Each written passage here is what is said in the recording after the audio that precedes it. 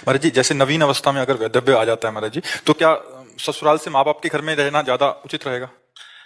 अब ऐसे माँ बाप उदार मिले, भाई उदार मिले तो है, क्योंकि माँ बाप जो बोझा समझते थे वो दोबारा कैसे स्वीकार कर सकते हैं? उनको बोझा ही लगेगा ना। लड़की अगर भाभी है, भैया है, उसे प्यार नहीं देंगे तो माँ बाप तो कुछ दिन के रह गए ना, वो जिंदगी भर टार्चर करें। तो इससे अच्छा है कि वो ससुराल में व्यतीत करे। अगर वहां भी जीवन सही ना दिखाई दे तो आजकल समृद्ध भारत है, कोई नौकरी कर लो और स्वयं एक कमरा ले लो किराए का और स्वयं रहना सीखो।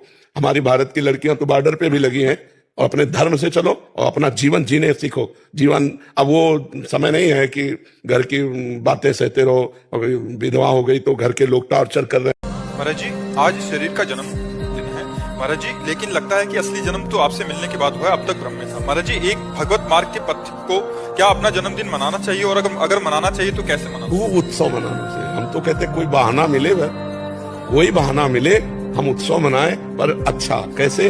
हम आज 24 घंटे का नाम कीर्तन रखते हैं या 10 घंटे का नाम कीर्तन रखते हैं, इसके बाद अच्छे अच्छे पदार्थ बनाते हैं, भगवान को भोग लगाते हैं और सब मित्रों को पवाते हैं। कोई परेशानी नहीं है सज्जन उत्सव मनाना।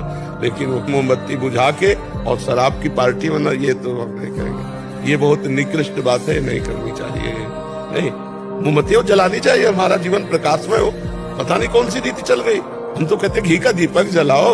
और महाराज जी, जब हमें हर गलत कर्म का हिसाब किताब यहीं पर देके जाना है तो क्या ये किसने कहा यहीं पर देके जाना है?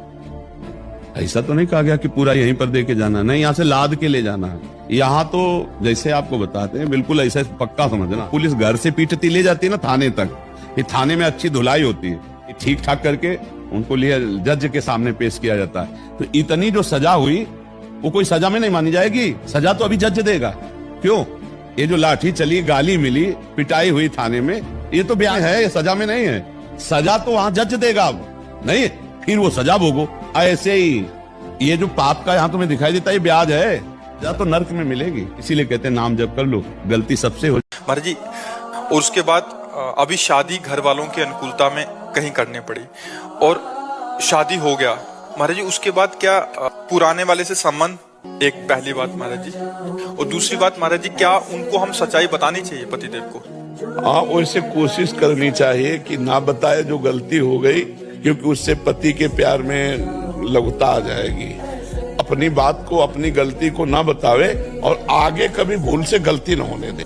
आपका कोई मित्र रहा, आपसे गलत कदम उठ गए और अब आपकी शादी दूसरी जगह हुई तो भूल जाओ, मानो पूर्व जन्म की बात थी। आप गलती मत करना, नहीं तो परिवार जो है आपका, संबंध आपका जो है वो